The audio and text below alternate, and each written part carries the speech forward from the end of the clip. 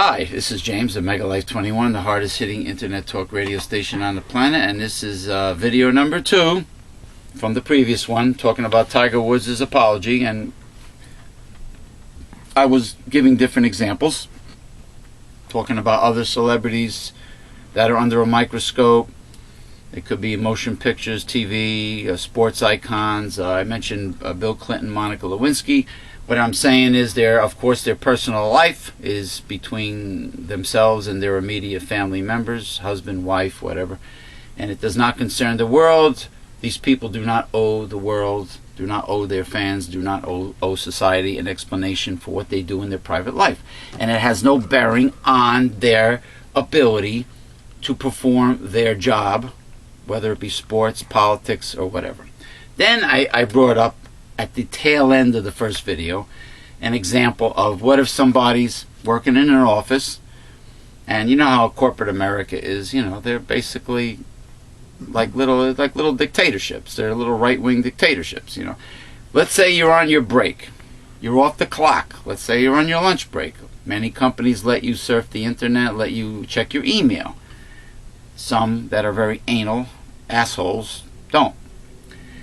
So you're checking your email, you go on Yahoo or MSN, with a Hotmail, whatever, or Windows Live, or Yahoo Messenger. Let's say you're instant messaging a friend, and let's say you get a little risque, and you're not on the company intranet. You're on the server of, let's say, MSN, which is Hotmail, which is owned by Microsoft, okay, or Yahoo. You're on a different server, okay. And the company says something. What I'm saying is, if you're not on the clock, it's an invasion of privacy. And then the Reverend Dr. William J. Esmeralda's shaking her head. Reverend Dr. William J. Eisenman, would you like to respond? Well, devil's advocate. Everybody plays devil's advocate with old James Piranha Madonna. You are talking an ideal situation, which we do You're not off have. the clock. You're off the clock. It doesn't matter. You are in the corporation, and you are using their internet connection. You are off the clock. Doesn't matter. You are using their internet connection, and you are still... Their bandwidth? Yeah, you are still in the corporation. So, as things stand today, they own you for that 8 hours that you were there. And in fact, so it is some corporations would like to own you for the next 16 hours too. 24/7.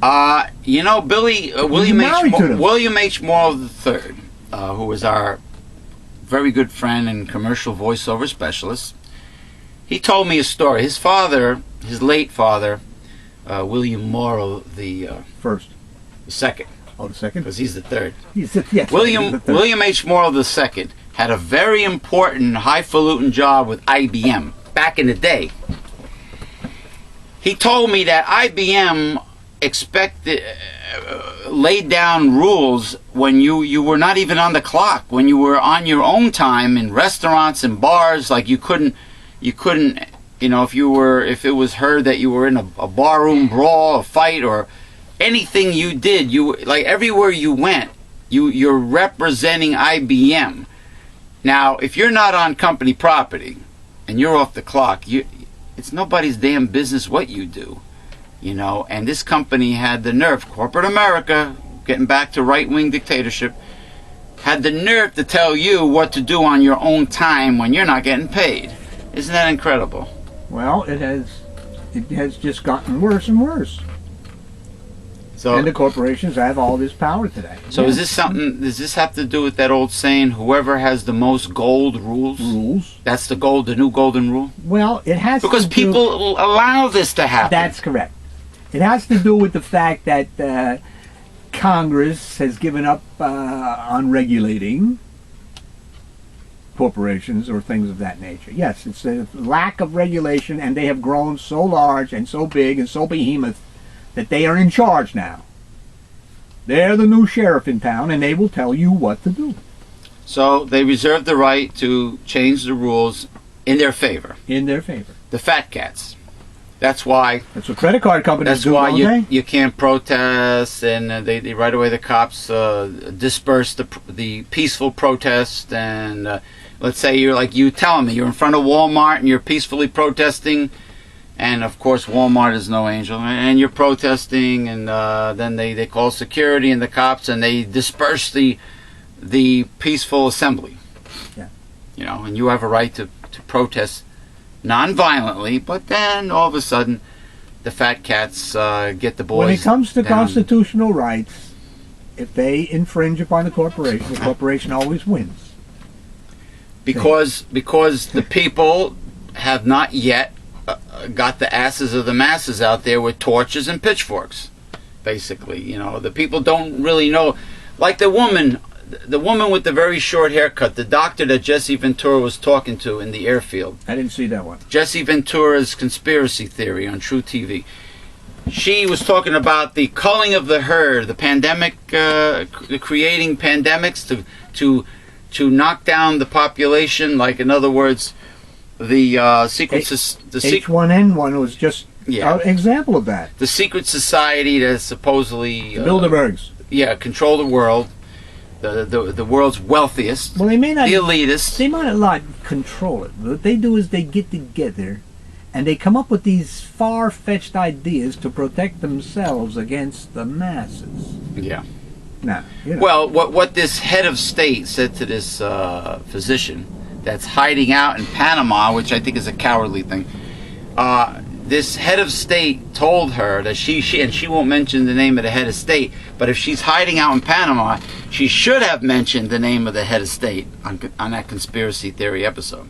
Anyway, what she told her was it's time to cull the herd and she referred to the population as the useless consumers of our natural resources.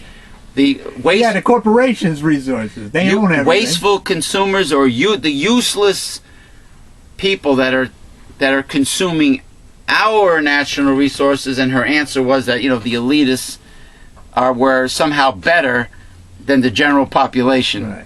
Right. In America, the poor. She's talking about the poor. Like in America, the 20% would like to get rid of the other 80% who are useless wasters of their resources. So, you know, what the elitists say is the world is overpopulated with useless consumers of their natural resources. Right. So because they're aristocratic or rich, they automatically feel they're better than everybody else. But anyway, I don't want to get too far off into deep politics, that's what we do on our hard-hitting internet talk radio station. And you can check out everything concerning our organization at our present homepage, www.myspace.com/Megalife21. Our YouTube channel is www.youtube.com/Megalife21. The Reverend Dr. William J. Eisenman's website, where you can get your annual subscription to Newsletter Censored, which is the foundation of our entire organization, is www.newslettercensored.com.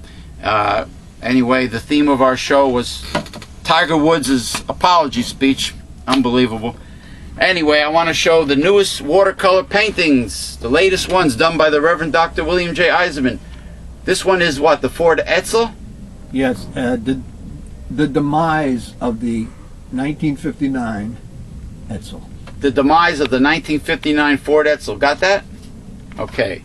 All right. Next one is Humble Jumble. What the fuck? Humble Jumble. Humble Jumble. This is an abstract watercolor painting by the Reverend Dr. William J. Eisenman. You got that? All right. And last but not least is a self-portrait done in watercolor of the Reverend Dr. William J. Eisenman. Boy, that's a frightening thing, isn't it? Well, you did this from a photograph, right? A shaving mirror. Huh? Shaving You painted mirror. in front of while you were shaving? Shaving mirror. You took the I brush. took the shaving mirror and put it right here on the table. Did it from there. So you were looking into a shaving mirror. In other words, my right ear is actually my left ear. I'll be damned. Good goobly-goo, like Grady Wilson used to say on Sanford and Son. So good goobly-goo, you were painting yourself peering into a small shaving mirror. Shaving mirror. How about that? The watercolor brilliance of the Reverend Dr. William J. Eisenman. And from what I understand, it sounded like you had no objection, but the abstract paintings will be represented by Ken Create? You don't mind, right? In an art gallery. Yeah. They're for sale. Big Passaic County. All right, we have to break. We're getting the word to cut the video.